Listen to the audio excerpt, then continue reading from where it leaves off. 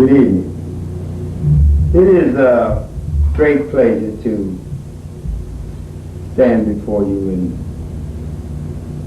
reveal to you the things that have been revealed to us by Yahweh himself.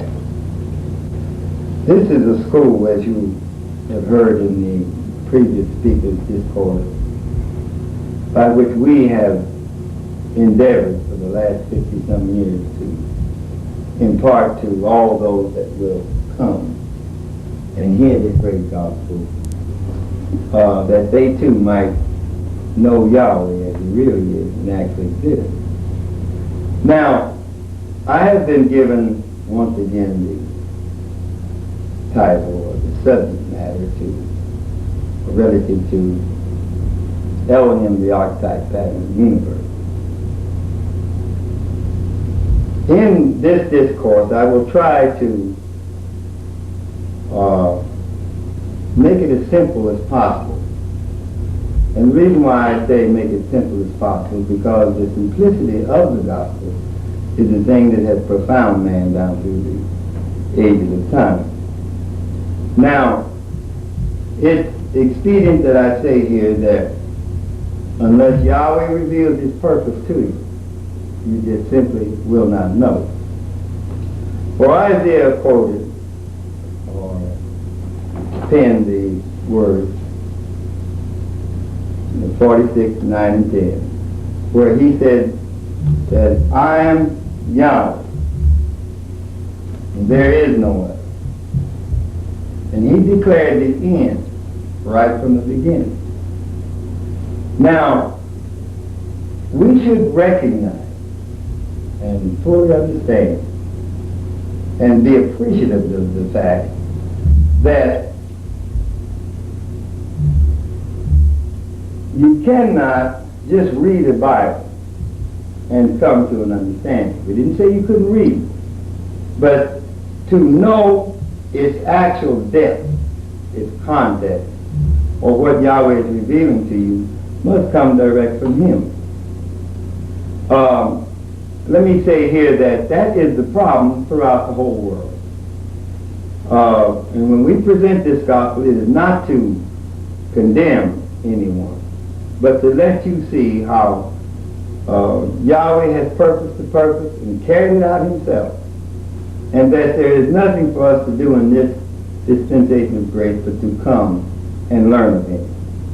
Now, we have someone here with us tonight that is going to read for us, and I would like Isaiah 46, 9, and 10 read.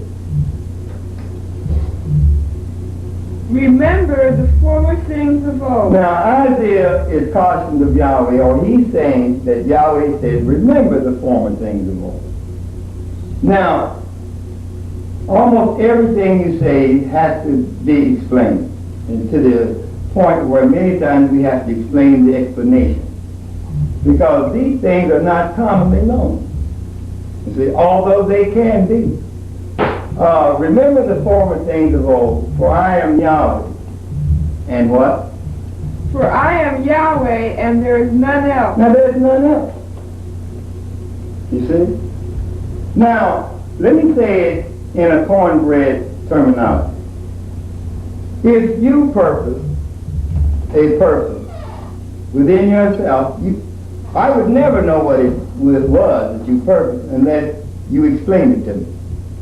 Thus it is in this situation, that Yahweh had to explain his own purpose to his creatures.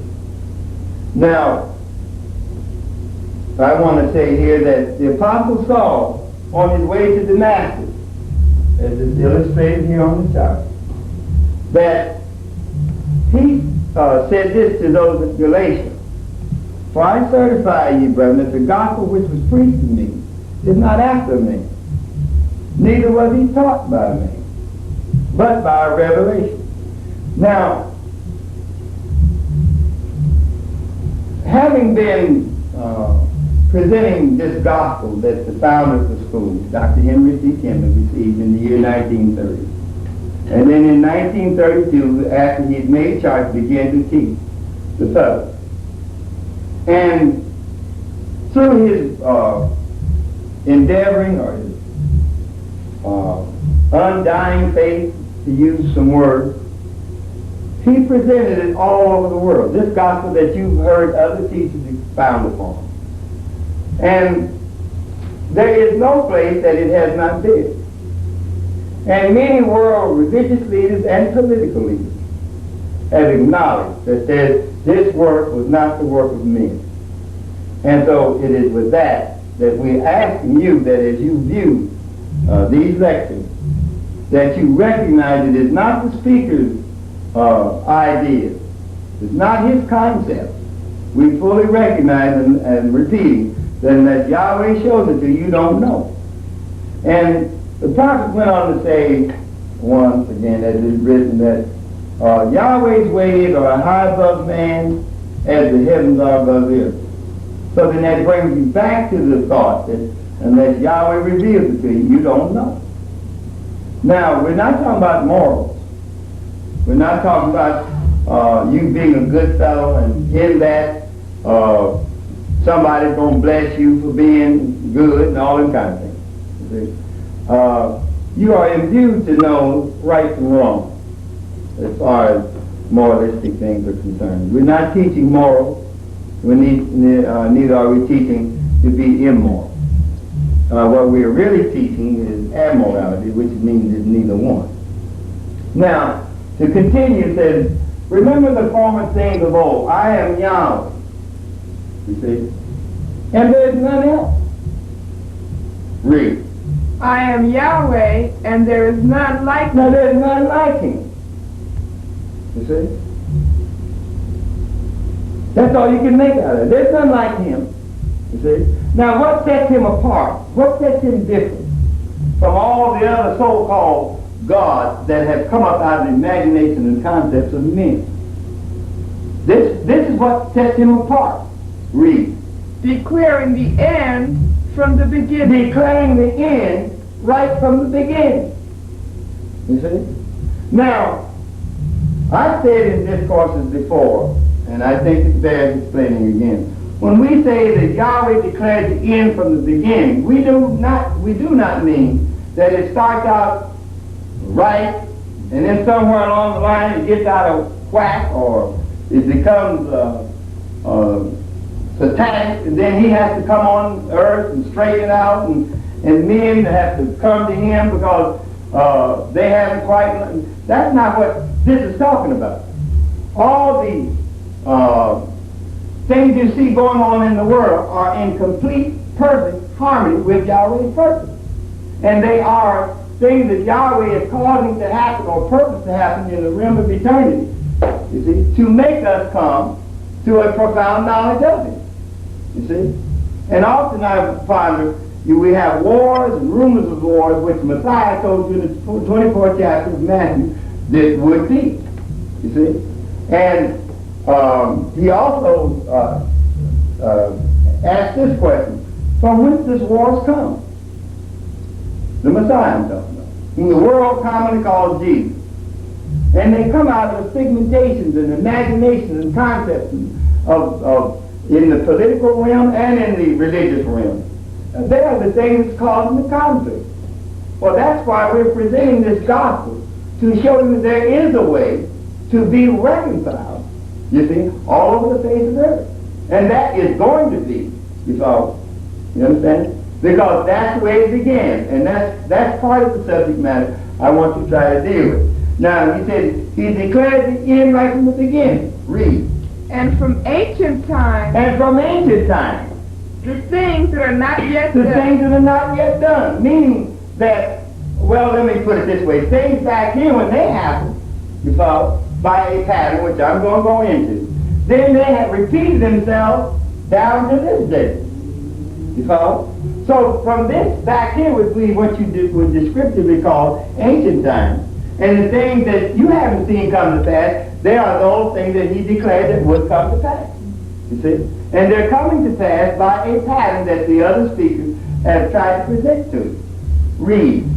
Saying, my counsel shall stand. My counsel. In other words, whatever I purpose, that's going to stand. Read. And I will do all my pleasure. Now, though you disagree with the Creator, you disagree with the names, you disagree with whatever. You see? That's all according to Yahweh's say.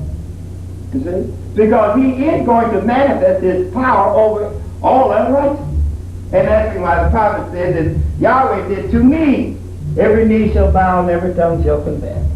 You see? You know, I'm repeating here that other teachers in this segment of or series of lectures have tried to go into the erroneous names that you've been handed down through the years, and they try to present proof and to stimulate and stir up your mind to make you investigate. You follow? But to me, after so many years of people arguing and disputing about the names, I just concluded just breathe. That's all you have to do is breathe. And every man is breathing. You see what I mean? Now that's the Creator putting His own name in His own creation. So, but if it takes more research for you other than you breathing, then help yourself. You see? But now, as I said, the thing I was asked to do again is to go into Elohim, the archetype pattern of the universe. Now, let's finish this up first. Calling the ego from the east, the man that executeth my counsel. The man that executeth my counsel. Now, let's see if we can come to some understanding there. Now, in the realm of eternity, which the previous speakers have told you, so you will hear us repeat something that a previous speaker said, because all of this that we speak about is one subject dovetails into another. But we're trying to cover some things that should be questions in your heart and mind. Is there a way to know Yahweh? You follow? Now, I might say this, and keep it in mind that I'm not saying anything with any malicious intent whatsoever. But we have the Constitution says that everybody can worship a Creator as they see fit, to call Him God. That's what the Constitution, that's not what the Scriptures say, however. But these are the things that we are raised up in to call ourselves believing in. Now, the best way to go at this is when I say that we say, or mankind says, or the Constitution says, that we can worship, I'm saying, well, let me go ahead. As God says, the Constitution says, we can worship God as we see fit. That's what they call it, the Creator. And I'm saying Yahweh, who was manifested in the flesh, gave this answer. Said Yahweh is spirit, and they that worship Him must worship Him in spirit and in truth, not any old kind of way. You see? And that is one of the direct causes for all the troubles in the world today. Is because we've looked in the Bible and we have read something out of it and formed an opinion and formed a denomination somewhere in the world. But we're presenting these lectures, having received them direct from Yahweh. You see? And we want to give it to you that you might have a chance to escape the calamity that is about to happen in the world. In other words, the universal revelation of Yahweh, taking flaming vengeance on all those that know not Yahweh. And the simplicity of the gospel is the thing that has confounded the man. Now, Yahweh is spirit. Now, you can't say that Yahweh is spirit and keep steady. You see? Now, the previous speakers have told you Yahweh is spirit, and I've said that Yahweh is spirit. Now, what is spirit? Spirit is source. It's substance. It's bound and it is limited. Or in short, it is these attributes which every man has. You follow? One way or another, they are made manifested in him, which shows that he is a product of Yahweh. Or he comes forth from Yahweh. And as Paul quoted that Even your own poetry says we're the offspring of Yahweh. In other words, we've come forth from Yahweh, we're going back to where we come from. You see? Now, so these attributes, without any particular shape and form, or in another unorganized shape and form, took on a shape and form. Now that is proven and being understood by when Moses viewed how Yahweh created the heaven and earth. The earth doesn't have any particular shape and form. You follow? Then, since he took on shape and form, now the creation can take on shape and form. In other words, just as Elohim, who is Yahweh in a shape and form, you follow, does not have a shape and a form in the beginning. You follow? When Yahweh declared the end from the beginning, it did not have a shape and a form. So then, when Moses says in the beginning, Yahweh, or Elohim, I should say, created the heaven and the earth and all was without shape and form. Why? Because the earth is having its beginning, just like Elohim had his beginning. You see that now? In other words, we're comparing, and then as they come up